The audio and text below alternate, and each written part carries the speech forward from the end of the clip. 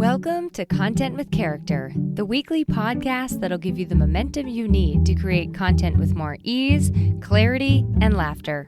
I'm your host, content copywriter Emily Aborn, and I'm all about unconventional marketing approaches. I believe in your big ideas, and I'm excited to help you share them in a way that's distinctly you. What do you do when you run out of steam, when you've tried to make something work? You've given it consistency, a considerable amount of time, energy, and effort, and it is just not sticking. What do you do when you're ready to move on, end an era, and let something go? And how do you know it's time to do so? In this episode, we're going to discuss exactly that, because we often get really excited about new ideas, starting things, what's next, but we don't always talk about the things that we leave behind, the things that we kind of have to let go of and burn down along the way. So buckle your seatbelt, because that is where we're headed.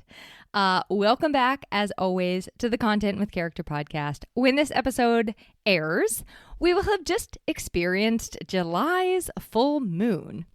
In this case, a buck moon. Apparently, that is when all the buck antlers really start to sprout, to show themselves. Now, I will caveat this by saying I'm kinda a sorta woo person, but I'm not really anything. So I just enjoy the symbolism and lessons kind of all over the place. And specifically, I love the symbolism and lessons that nature's ebbs and flows can offer us. The cycles of the earth, our bodies, they're always this reminder that very few things are permanent, very few states of beings and experiences last forever. And of course, moments, days, weeks, months, years, they're all fleeting, apart from the memories that we get to hang on to them. In most cases, you just can't keep on doing everything forever. You just can't. So, with the full moon specifically, they say that the full moon represents a time to let go. It is the completion of a cycle. It is the darkness surrendering itself to the light. And it's a time to release what no longer serves you. And so I was like, you know what? It is a perfect time to just go ahead and follow suit. Let's let a bunch of stuff go. So I'm letting a bunch of stuff go myself. And don't worry, I'm not here to unload all my discards on you today. We're going to actually talk about what maybe it's time for you to let go. We're going to talk about some indicators it might be time to let something go, and also how to say goodbye properly. And I want to say mindfully. So we're going to take an honest look at what's working, what's not, and then bless and release as we move forward with more clarity and intention. Sounds lovely. And real quick, I would like to take a moment to read our reviewer of the week and give a big thank you to Becca for writing an Apple Podcast review for Content with Character. Becca says this is on her favorite podcast list now. As a small business owner, creating content is a whole thing. So thanks for making it more easy and fun. Thank you, Becca. And for those of you who have taken time to write me reviews thus far, brick by brick, we are building this show together. You are by my side, and your support in writing reviews, sharing episodes, telling me what you love, that is indispensable. I will be kind of telling you a little bit more about my story, who I am in today's episode, because some of the eras that I've ended, some of the things I've let go, have brought me to where I am as a copywriter and podcast host. So, however, that said, for the sake of not wanting you to wonder who I am Emily Aborn, your loyal and secretly hilarious host. And as Becca said, I really am here with the show to make the entire thing of content creation a lot more fun and a lot easier. And so I just want to put it out there, if we're not already connected and you like this podcast, you like what you hear, let's get connected. You can find all of the social links, all of the website links, all of the things in my show notes, as well as anything I kind of mention in the episodes. You can pretty much always rely on me to put it in the show notes for you. So make sure to check those out. All right, without further ado, let's do this. The idea for today's episode comes from something that I have had in place for 5 years now, and I'm actually letting go of it this week. It might be a goodbye for now, but it feels like a goodbye for at least a very substantial now. I'll say that. Now, what is this thing, you're wondering? What is this mysterious and elusive thing that Emily is disappearing? Well, it is my second podcast. Actually, really, it was my first podcast. She Built This. Now, She Built This had a pretty significant era in my life, not just as a podcast. From 22 until today, it's been a big part of how others knew me, identified me, related to me, and were a part of my world. It was not only a podcast, it actually all began when I was like this lonesome entrepreneur, feeling like I was on an island working in my retail shop back in 2017. And I had brought in a mentor because we were actually looking to list our business for sale. And I also had to, during that time, kind of like figure out, well, what is next for me? Because I had put all my eggs in the basket of this store, this business, and I don't have a plan B. So I had to kind of figure out like, well, what am I supposed to do next? So I brought in this mentor, and she gave me some really good advice, which was simply to start meeting people and connecting with other business owners. Expand the conversations I was having, if you will. Bring people in and collaborate. So I did. I just started doing it, and in doing so, I met hundreds of people who felt a lot like I did. Like they felt like these little lost ships out at sea, all in our own little silos, all in our own individual islands of misfit toys. And I decided after many, many conversations to start something that brought all of these people together, women entrepreneurs specifically, all ages, stages, and industries to support one another. I also simultaneously jumped into another dream I'd had for a really, really long time, which was to start a podcast. And the two did go hand in hand because I basically would interview fellow women entrepreneurs to tell their stories of how she built this, how they built this.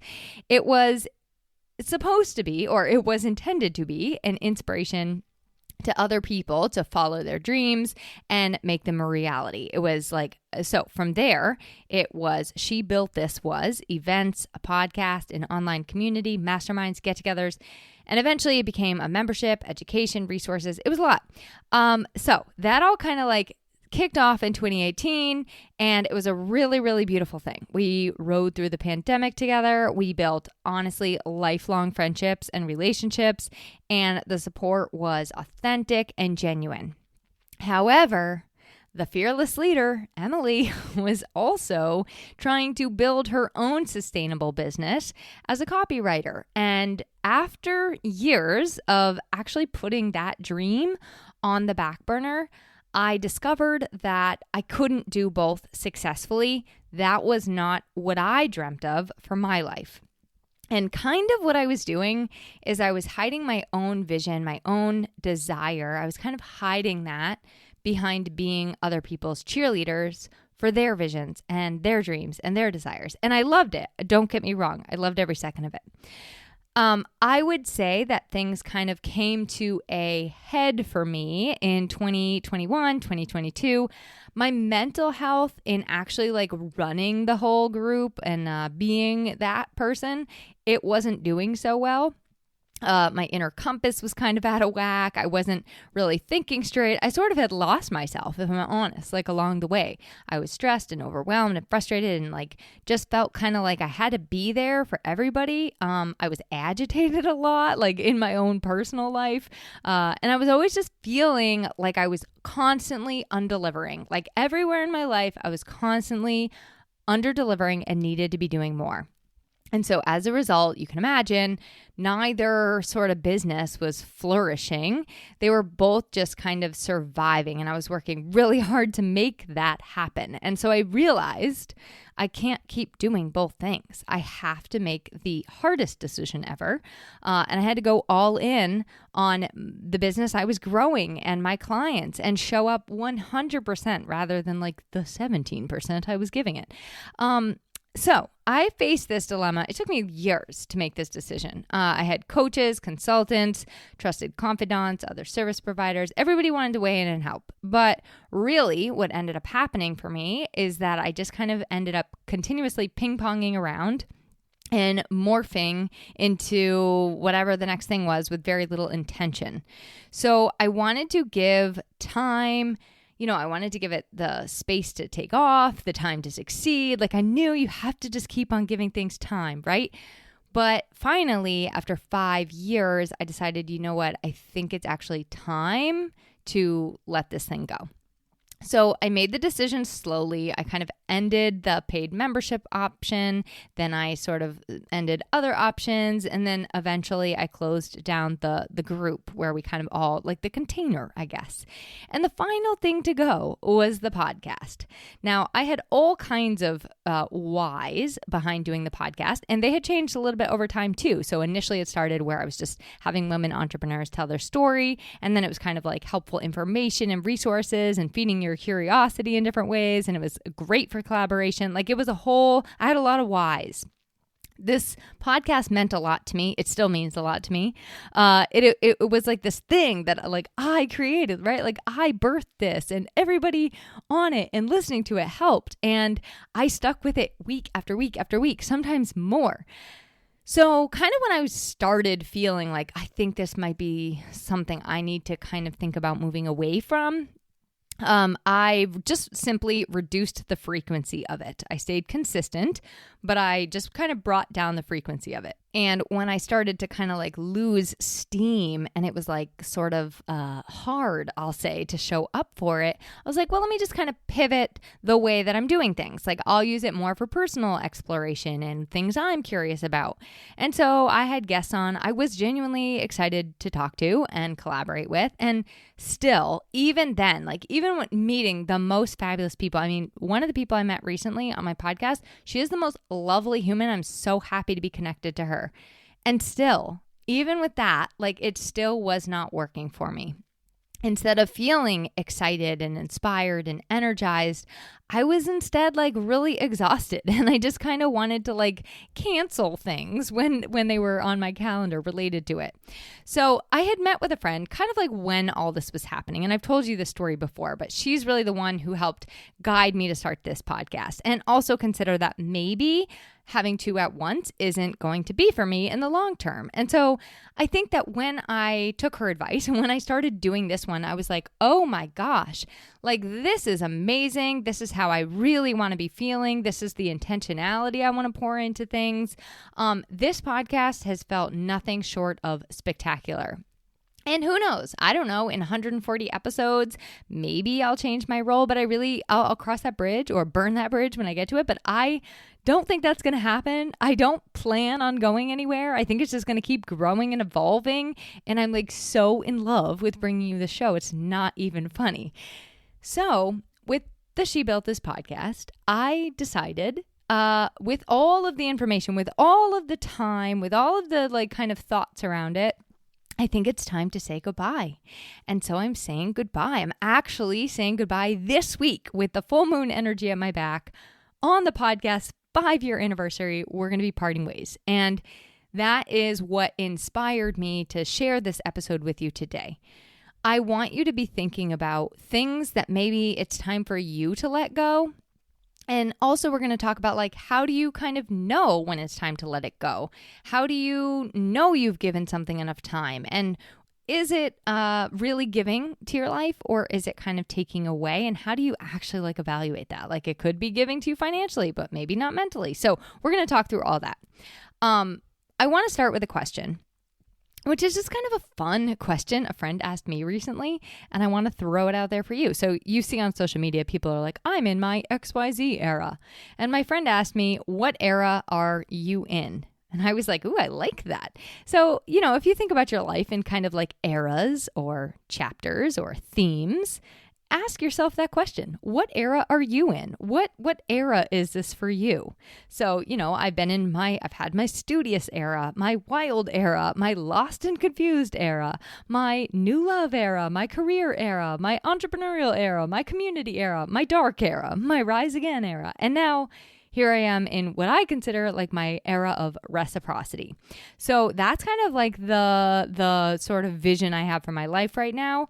And I can use that as kind of like my filtering system when I'm looking at, okay, what do I need to keep in my life? And maybe what do I need to let go? Reciprocity for me means that if things don't feel good, if they don't feel mutual, if they're not giving me an ROI, and I do not just mean financial, more on that in a moment, if they're not reciprocal or reciprocated, it's a goodbye. It's a goodbye for me. It's a no thank you. And that spans throughout my life, from obligations to paid subscriptions. Like, that is something I'm kind of using as my filter right now. So, what era are you in? And then how do you know you've hit the wall, run out of steam, and it's actually time to let it go, rather than just like, I've hit the wall and I've run out of steam? Because that happens too. We get tired, right?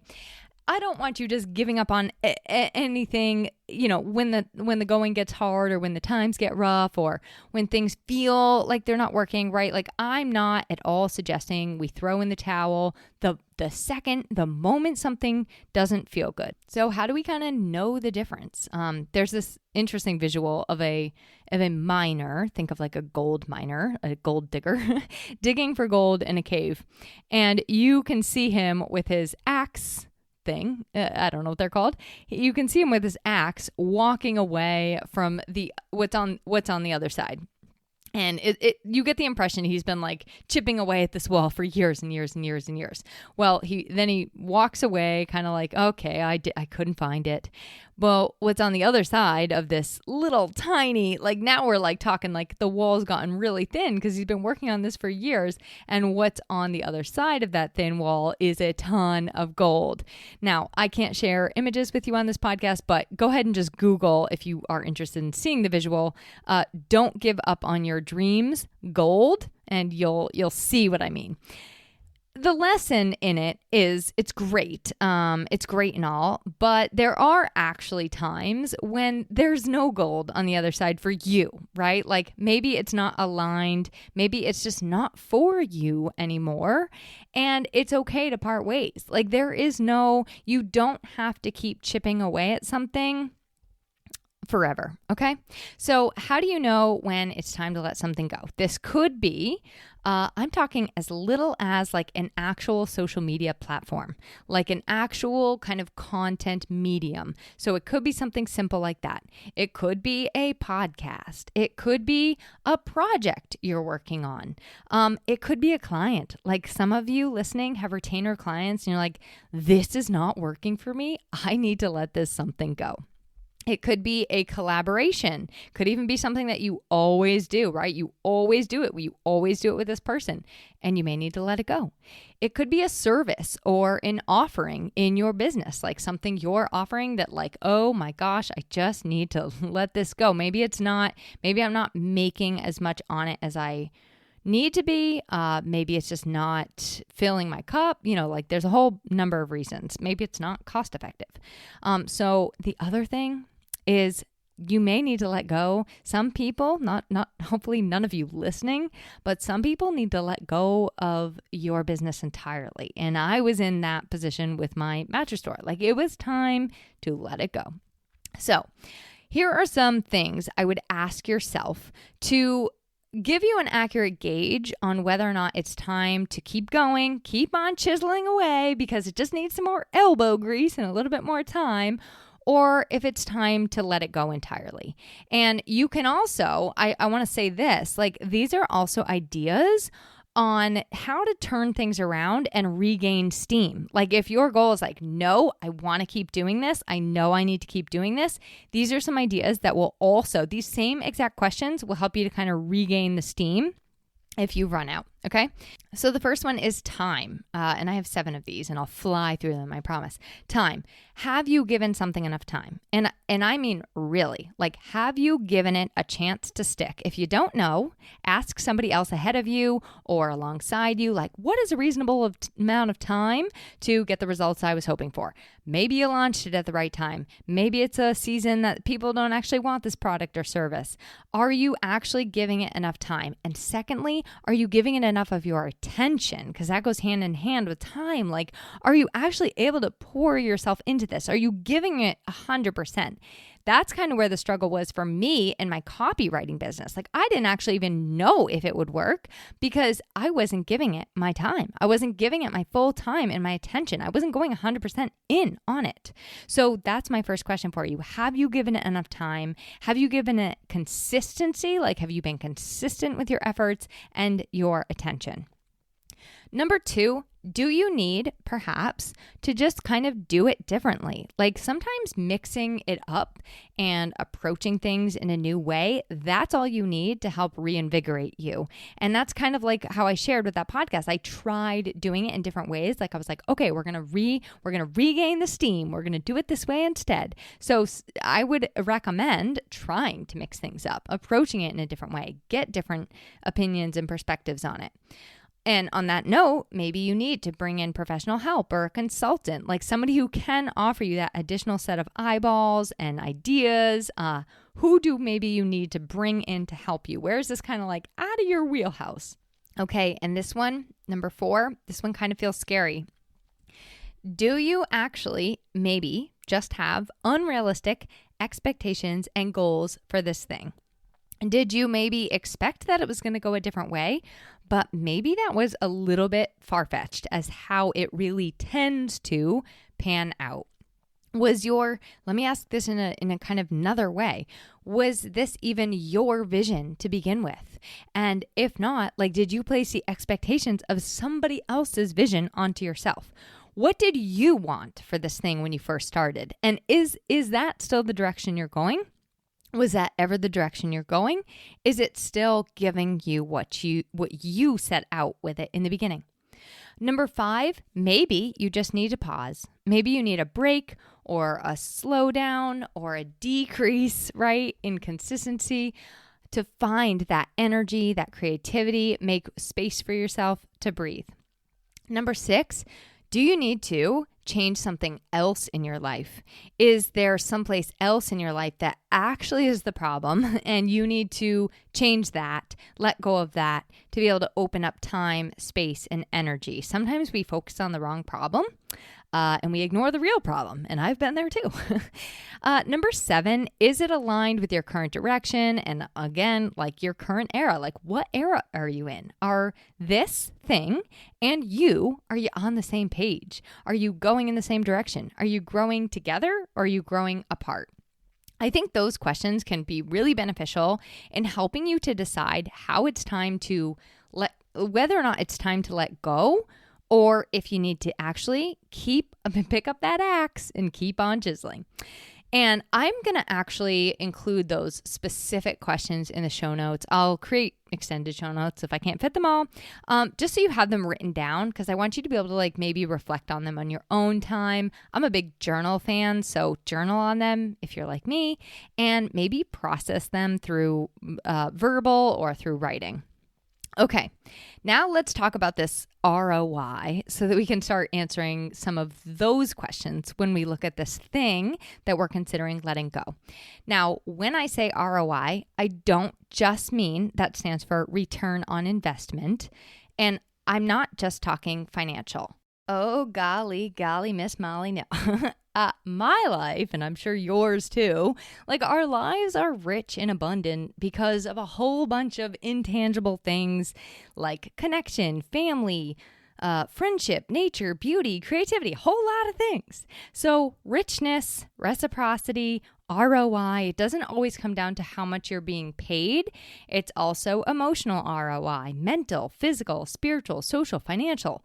Maybe you have some other O's you'd add to that list. What are some examples? So emotional ROI might look like, well, it just makes me happy. It brings me joy, lights me up, energizes me, makes me feel proud. That's emotional ROI right there. Mental ROI, well, it teaches me, it fuels my curiosity, it builds my confidence and my skills. Physical ROI might mean it's making you healthier, you're moving more, you're eating better, you're sleeping better, you're more relaxed, you're less anxious. That's physical ROI. And I would say less anxious is also mental, and more relaxed is also mental and emotional. Spiritual ROI might mean it connects you to a higher purpose or a higher power or other humans or nature, or it just in general fills you up spiritually, whatever that definition is for you. Social ROI, maybe it means it brings friendships into your life, connection in your personal world or in your business, collaborators, fun, right? Like social can be fun. Financial ROI would be, well, is it making me money? Is it worth the money I'm putting into it?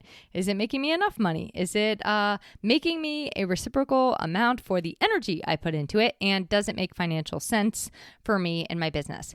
So even if all your ROI in like all of those areas was tanking, it still could be something you keep. And if all of your ROI is tanking, it may be time to let something go. Like only you can decide. But I think that using that and like looking at those areas of your life, like what does this bring to my life?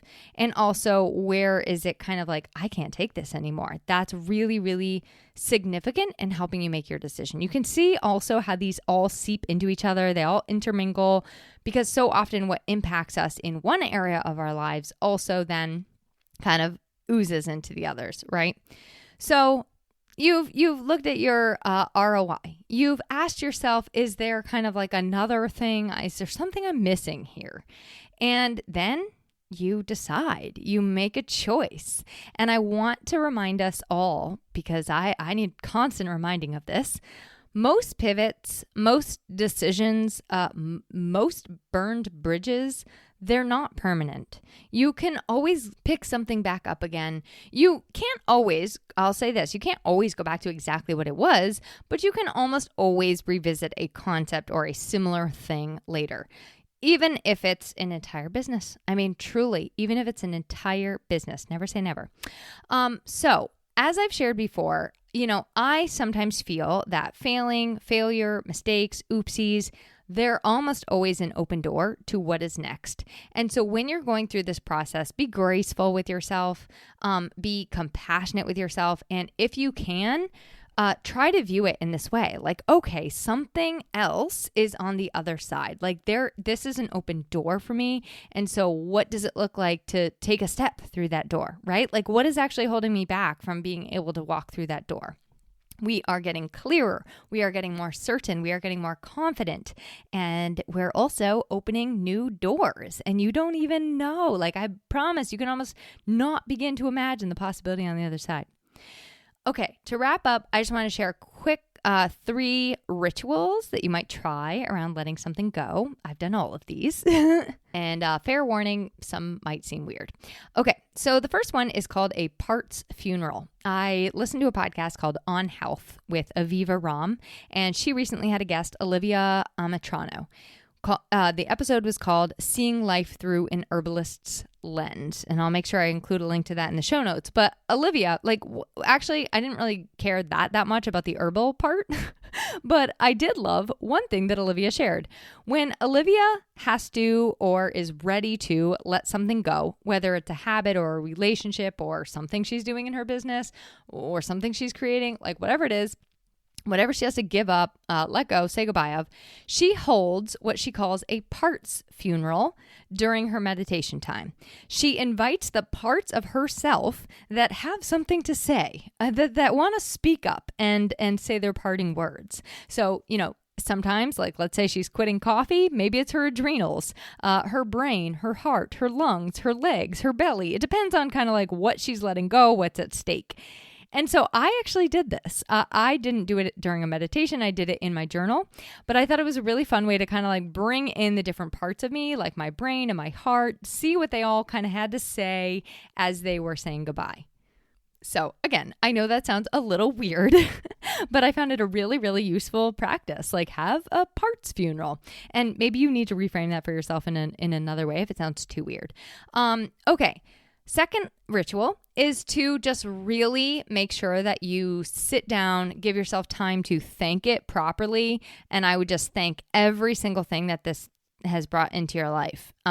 Look back at all of those ROIs and look back at the ways that it has built that bank for you, right? Glean the lessons. Also, like sit down and really process through, okay, these are the great things and these are maybe the lessons and these are the mistakes and the hard things. So you're kind of like looking at it from both angles. and just giving it that moment to really thank it, give gratitude. I actually did an entire episode on the She Built This podcast, which airs tomorrow, for this concept. I will include the link to that in the show notes, but I really go into detail on how to end an era. And I use this particular ritual. I break it down, or I build it out really big. And then the third ritual is just, I think, giving it a breathing period, like a grieving period. Like sometimes the things that we're letting go, they come with grief, and people will probably ask you, what's next? What are you doing instead? What's next? What's next? And it can come with like a feeling of letting yourself down, letting others down, grieving. Like there is a deep grief that comes with letting a lot of this stuff go. So give yourself that time. Give yourself a really long cooling down time. Maybe you make actual like time in your calendar where you're like, I'm going to take 2 days off when I'm closing this thing down, and just give myself some time away, some recluse, some solitude, right? So after I kind of made my first decision, that's sort of when I entered my what I'll call my dark era. But I needed it. I needed that cooling off time, that grieving time. And actually, it ended up being a very bright time for me as I kind of like reconnected with myself and I found my bearings again. I felt like, oh, wow, I can have my own back and I can take a bet on myself. And this is what it feels like. And it's scary and awful and I hate it, but I'm doing it. So that's just something that's like the third kind of ritual. It's just like setting pieces in place that feel really, really good to you to process it in your own peace and quiet. And like, maybe it does mean taking a week off from working with clients or not taking on anything new for a little bit of time. Like that's something too, is maybe you want to say, you know what, for a little while, I'm not saying yes to new things. So I hope that this episode helped you in some way. I know you probably just thought I was like going to talk about whether or not you should say goodbye to TikTok or to Instagram. You're like, please just tell me if I can delete my Instagram account, Emily, for content creation. But I didn't do that, did I? You know better. You know better than that with me. You should by now. Next week, we're going to have a little fun. We're going to talk about, well, I haven't actually decided the exact way I want to say it yet, but like biohacks for your content creation. And please don't, before you're like, no, Emily, no, what are you doing? I heard this podcaster recently talking about biohacks for podcasters, and it was like how to show up better as a podcaster with some of those things you see online that are like cold plunges, you know, breathing from your left nostril while upside down, hanging on a yoga silk.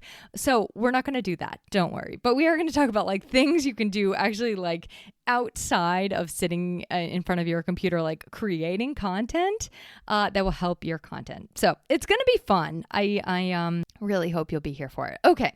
And if you do have anything that you are in the process of considering letting go or actually letting go, I would love to hear about it. Please don't hesitate to reach out at any time, and I will chat with you next week. Thanks for listening to this week's episode of Content with Character. If you loved the episode, please make sure to subscribe to the podcast, rate, review, and share it with someone else you know it could help. For more content and visibility tips, visit my blog at emilyaborn.com, and be sure to connect with me on Instagram at emilyaborn. I'd love to hear how this inspired you to take action.